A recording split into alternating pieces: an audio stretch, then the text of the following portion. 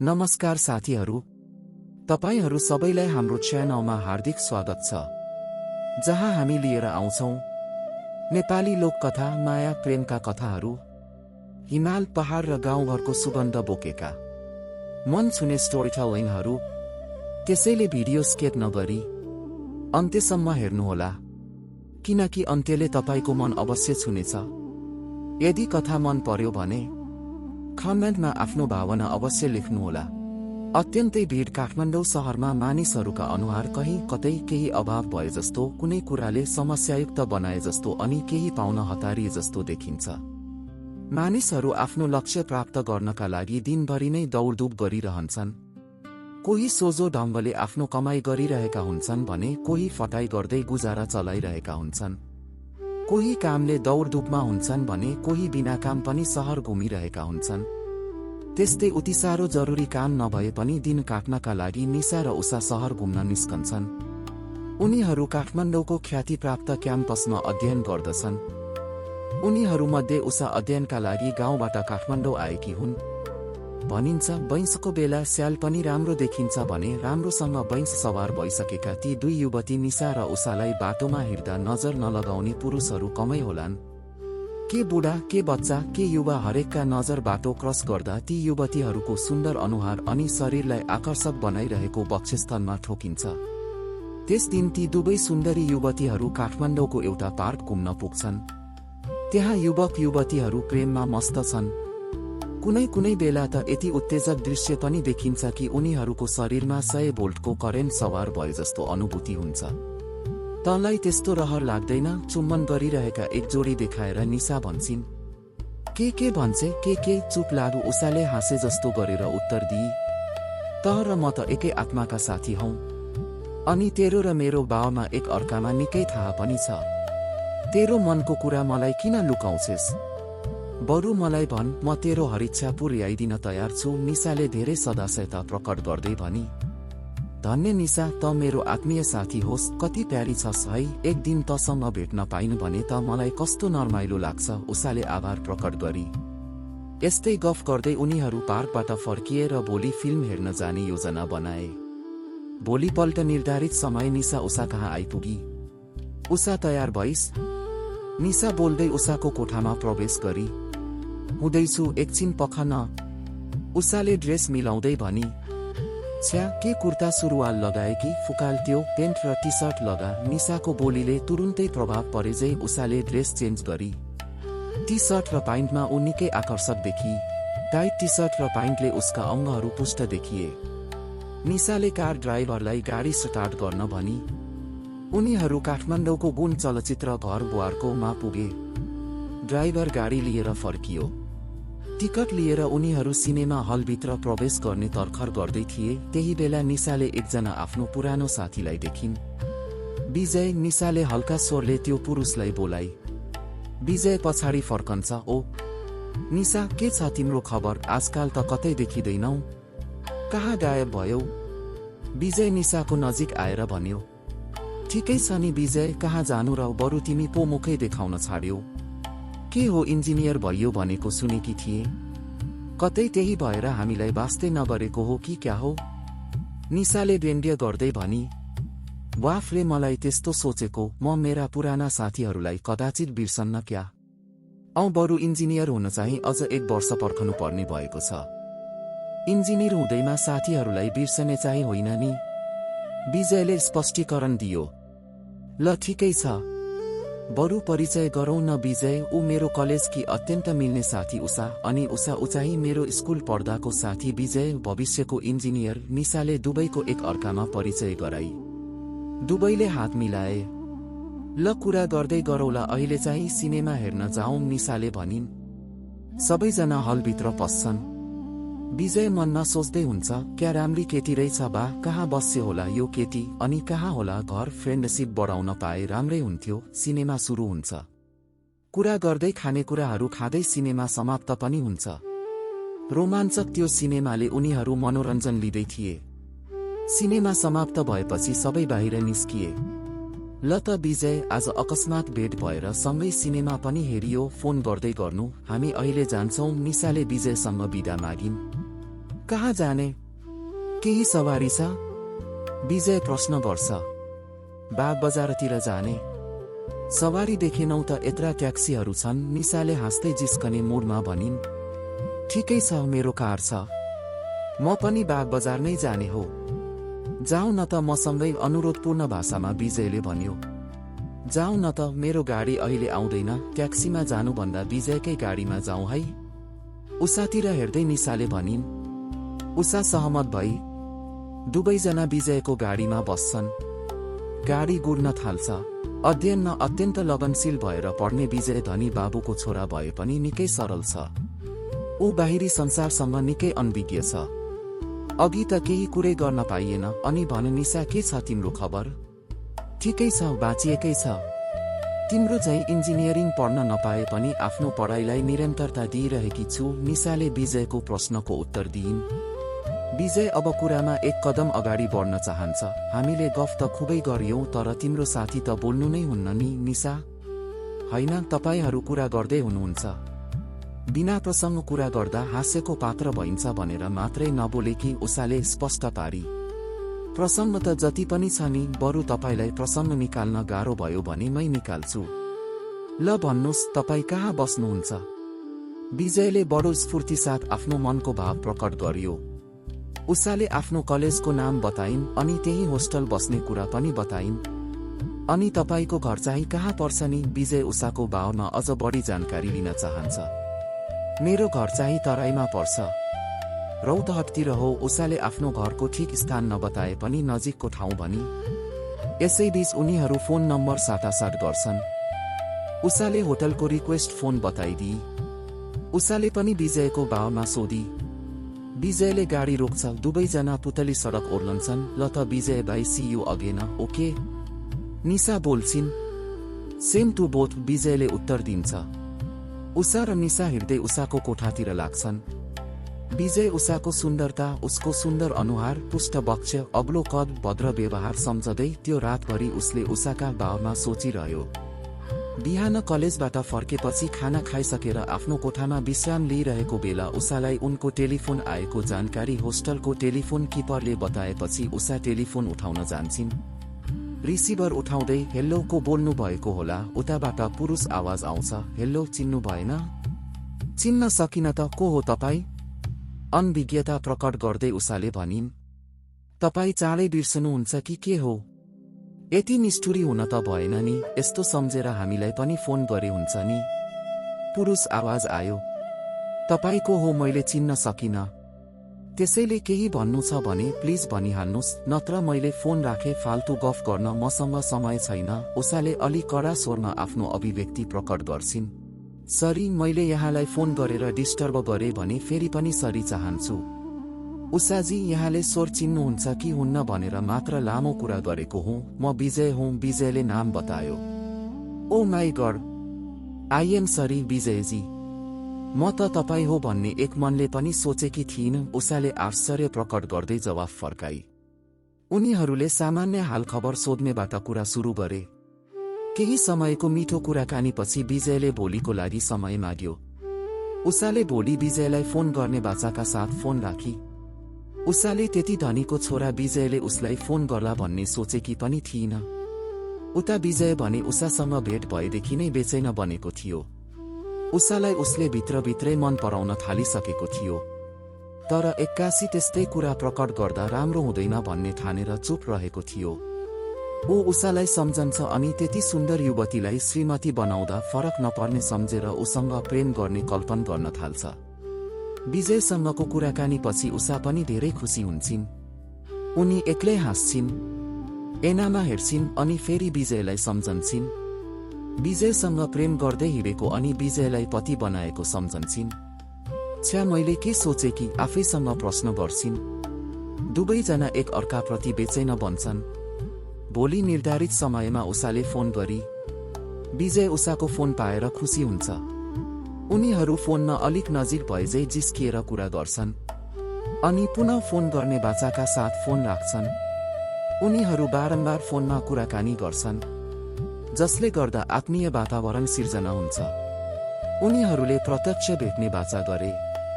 उषाले निशालाई एक दिन भेटमा भनिन्, निशा मलाई विजयले अति नै फोन गर्छ अनि भोलि भेट्न पनि भनेको छ।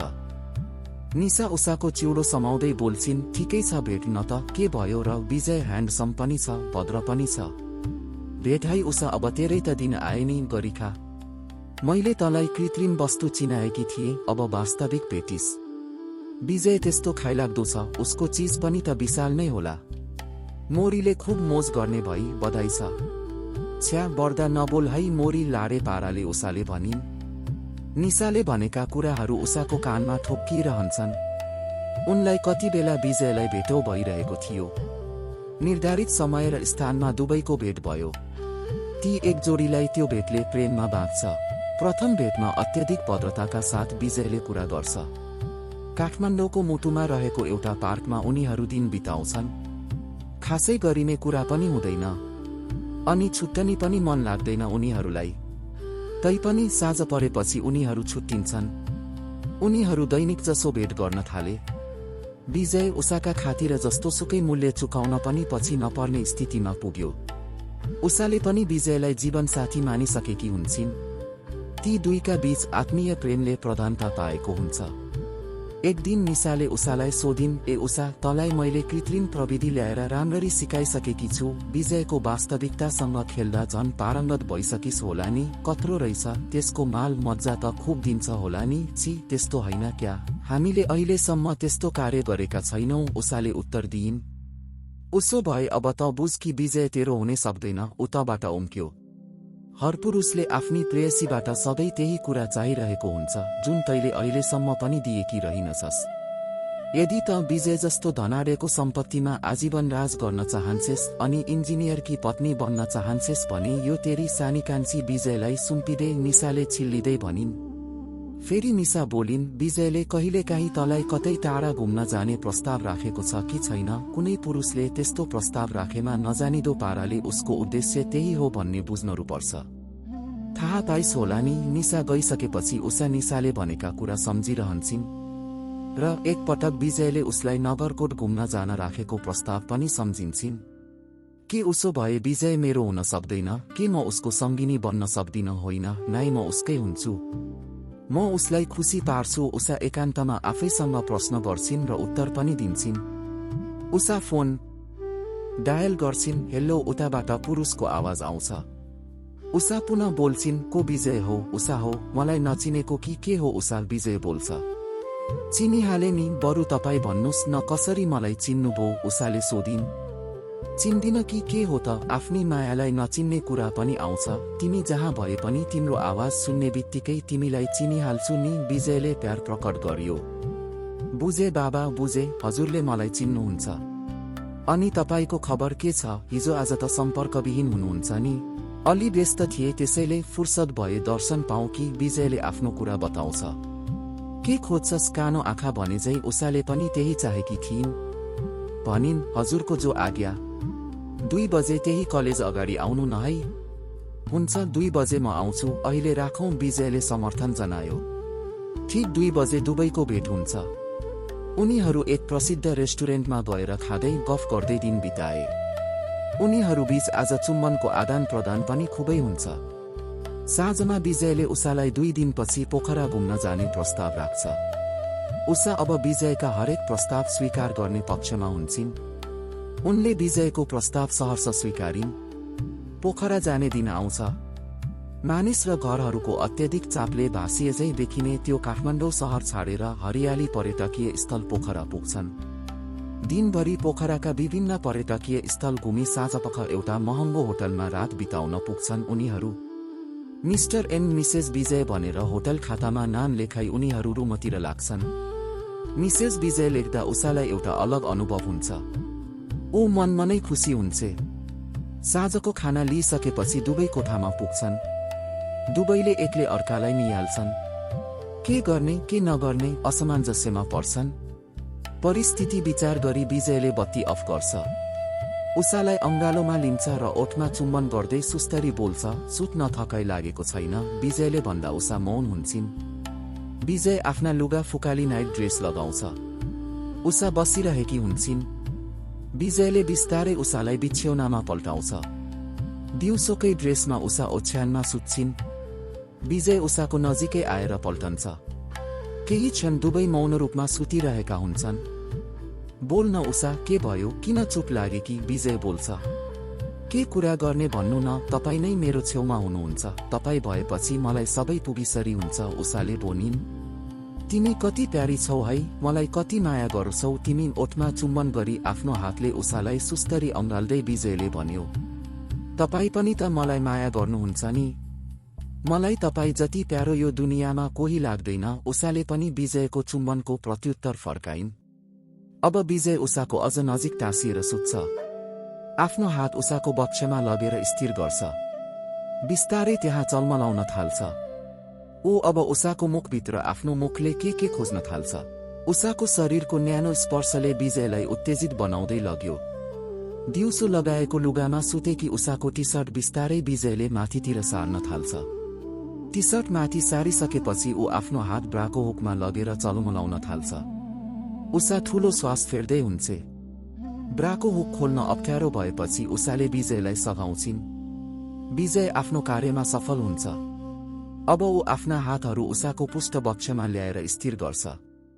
एउटा सानो बच्चाले गुडियासँग खेलेझै विजय उषाका स्तनसँग खेल्न थाल्छ। उत्तेजनाले बेला बेला उषा विजयको ओठ चुस्छिन्। त्यस्तै विजय पनि उसको ओठ चुस्न थाल्छ।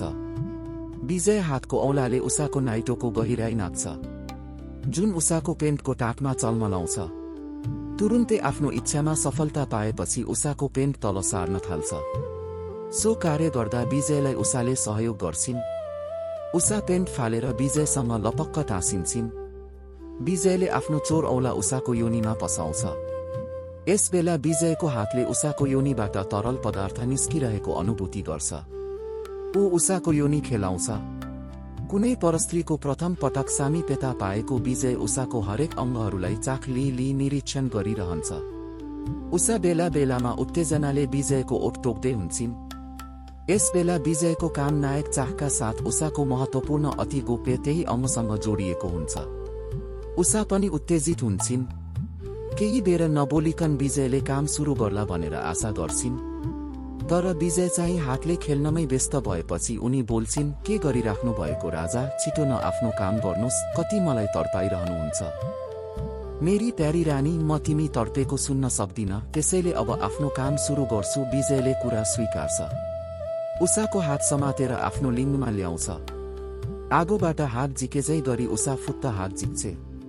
विजय उषामाथि उक्लन्छ। उषा विजयलाई सजिलो पारिदिन्छे। विजयले फटाफट आफ्नो काम सुरु गर्छ। लिङ्ग प्रवेश हुनासाथ विजयलाई खूब आनन्द आउँछ। उषा भने पीडाले चिच्याउन थाल्छिन्, नाइ नाइ, मैले सकिन, छिटो बाहिर निकाल्नुस्। विजयलाई उषाको पीडा सह्य हुँदैन, त्यसैले विजयले आफ्नो कामनायक बाहिर निकाल्छ। के भयो तिमीलाई, किन डराएकी भन त? विजयले उषाको गाला मुसार्दै सोध्यो। तपाईलाई त मज्जा भयो होला नि, अर्कालाई के भइराखेको छ ख्याल गर्नु छैन, लाडे बोली बनाएर उषाले भनी।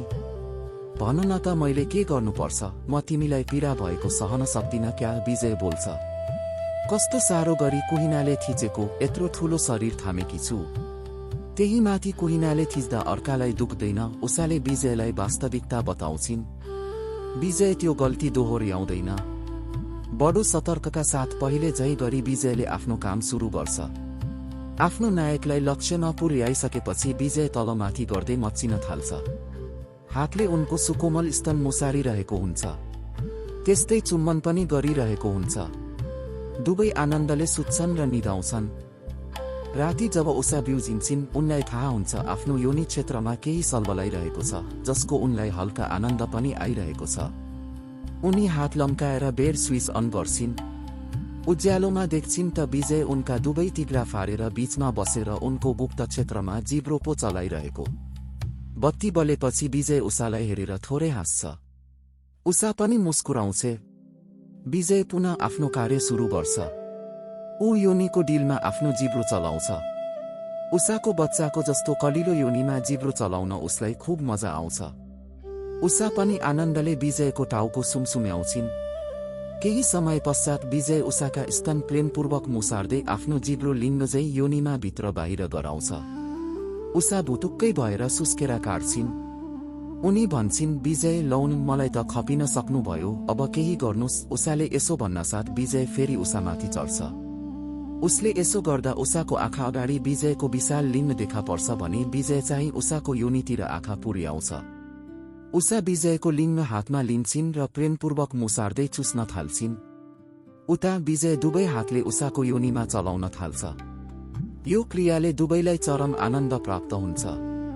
केही समयपछि दुवै स्खलनको अवस्थामा पुग्छन्। विजय बोल्छ, उषा केही छिन रोक त। किन राजा? विजयको विशाल लिङ्ग मुखबाट निकाल्नै उषा बोल्छिन्। म बग्न लागे, त्यसैले केही विजयले जवाफ दिन्छ। मलाई पनि त्यस्तै भइरहेछ। यही मौकामा काम सिध्याउन हुँदैन। विजय यति छिट्टै किन? उषा जागेपछि फेरि गर्ने नि, के आपत छ र? हामी दुई छँदैछौँ क्यारे? त्यसो भए गरेर नै सिध्याउने त। यसो भन्दै विजय फर्किन्छ र उषाको योनि मार्गमा आफ्नो विशाल लिङ्ग लगेर राख्छ। बिस्तारै दबाब दिन्छ। लिङ्ग योनिमा पस्छ। उषाका स्तन सुमसुम्याउँछ। बिस्तारै प्रहार गर्न थाल्छ। यसरी लयात्मक तरिकाले प्रहार गरेको उषालाई खूब रमाइलो लाग्छ। विजय जोडले प्रहार गर्न थाल्छ। उषा उसलाई उत्साहित गर्दै बोल्छिन्, हो अझ जोडले प्रहार गर्नु, हो यसरी नै। उषा यसो भन्दै विजयलाई हौस्याउँछिन्। दुवै उत्तेजनाले कराउँछन् र केही थप घात प्रतिघातपछि दुवै शिथिल हुन्छन्। त्यसपछि यी दुई प्रेमी जोडी आनन्दपूर्वक टाँसिएर सुत्छन् र निदाउँछन्। यस्तै मन छुने नेपाली लोककथाहरू सुन्नका लागि च्यानल सब्स्क्राइब गर्न नबिर्सनुहोला। भिडियो लाइक र शेयर गरेर हाम्रो प्रयासलाई साथ दिनुहोस्। म फेरि अर्को नयाँ कथा लिएर छिट्टै भेट्नेछु। धन्यवाद।